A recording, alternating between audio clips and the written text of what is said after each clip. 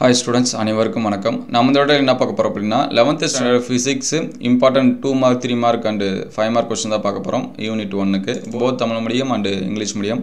நீங்க தமிழ் மீடியம் ஸ்டூடண்ட்ஸா இருந்தாலும் சரி அல்லது இங்கிலீஷ் மீடியம் ஸ்டூடண்ட்ஸா இருந்தாலும் சரி இந்த வீடியோவை முழுமையா பாருங்க.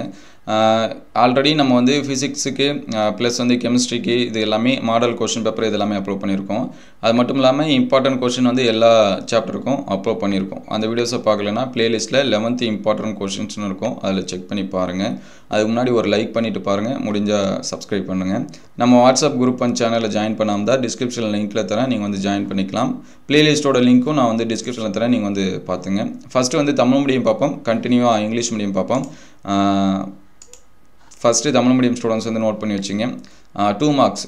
ஒரு ரேடியன் வரையறு அதாவது தலகோணத்தின் SI அலகு. இடமாறு தோற்ற முறை என்றால் என்ன? ஒளியாண்டு வரையறு, வானியல் அலகு வரையறு, தனிப்பிழை என்றால் என்ன? ஒப்பீட்டு பிழை என்றால் என்ன? பரிணாமமுள்ள மாறிகள் என்றால் என்ன? பரிணாமற்ற மாறிகள் என்றால் என்ன? பரிணாமமுள்ள மாறிலிகள் என்றால் என்ன? அதுக்கு அடுத்து பரிணாமமற்ற மாறிலிகள். இது வந்து ரிப்பீட் ஆயிடுச்சு. இந்த ரெண்டு क्वेश्चन 8 क्वेश्चन தான்.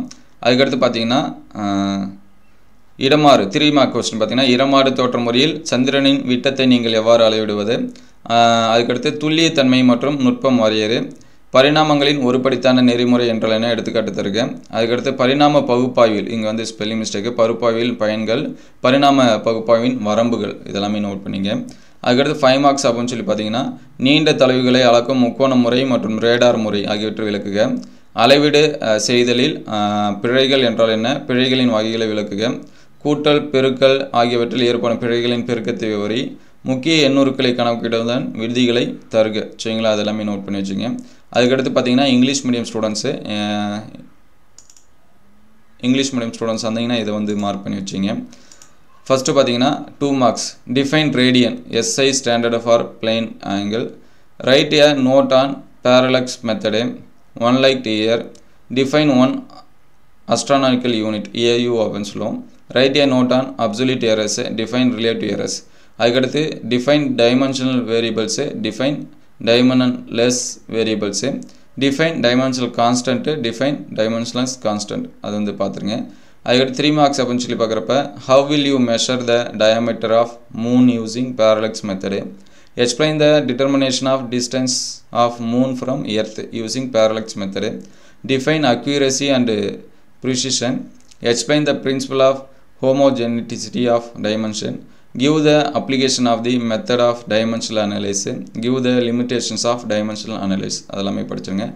5 மார்க்ஸ் பார்க்குறப்ப write a note on triangulation method and radar method to measure large distance.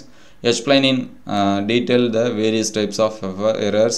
Explain the propagation of errors, addition, multiplication. What are the rules for counting significant figures? இதெல்லாமே note பண்ணி வச்சிங்க. பயாலஜிக்கு உங்களுக்கு வந்து 12th மாதிரி centum challenges வேண்டும் அப்படின்னா comment பண்ணுங்க. அடுத்தடுத்த வீடியோல பயாலஜிக்கு 11th நம்ம வந்து சென்டம் சேலஞ்ச் வீடியோ அப்லோட் பண்ணுவோம்.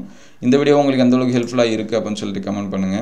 இந்த வீடியோ உங்களுக்கு பயனுள்ளதாக இருந்துச்சு அப்படின்னா உங்கள் நண்பருக்கு ஷேர் பண்ணுங்க. இந்த क्वेश्चंस எல்லாமே இம்பார்ட்டன்ஸ் क्वेश्चंस தான். அதனால ஸ்கிப் பண்ணாம படிச்சிருங்க. கண்டினியூவா ஸ்டார்டிங்ல இருந்தே படிங்க. உங்களுடைய மார்க்ஸ் வந்து அதிகப்படியான மார்க்ஸ் வந்து ஸ்கோர் பண்ண ஹெல்ப்ஃபுல்லா இருக்கும். சரிங்களா? பேசிக்கான விஷயங்கள் எல்லாமே 11th தான் கொடுத்திருப்பாங்க. அதனால கண்டென்ட் எல்லாமே கொஞ்சம் அதிகமா இருக்கிற மாதிரி இருக்கும். அதனால ஸ்டார்டிங்ல இருந்தே படிங்க. இப்ப பயாலஜிலாம் பாத்தீங்கன்னா 27 லெசன்ஸ் இந்த மாதிரி கொடுத்திருப்பாங்க.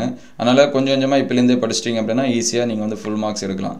11th பயாலஜில நீங்க வந்து ஃபுல் மார்க்ஸ் எடுத்தீங்க அப்படினா 12th வந்து சொல்லவே தேவையில்லை. ஈஸியா வந்து 30 தூக்கிடலாம் அப்படின்னு சொல்லுவாங்களா, அந்த மாதிரி ஈஸியாக உங்களால் என்ன பண்ண முடியும், ஃபுல் மார்க்ஸ் வந்து ஸ்கோர் பண்ண முடியும். இந்த வீடியோஸ் எல்லாமே நோட் பண்ணி வச்சிங்க.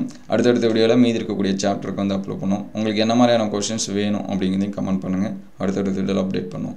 தேங்க்யூ ஃபார் வாட்சிங்.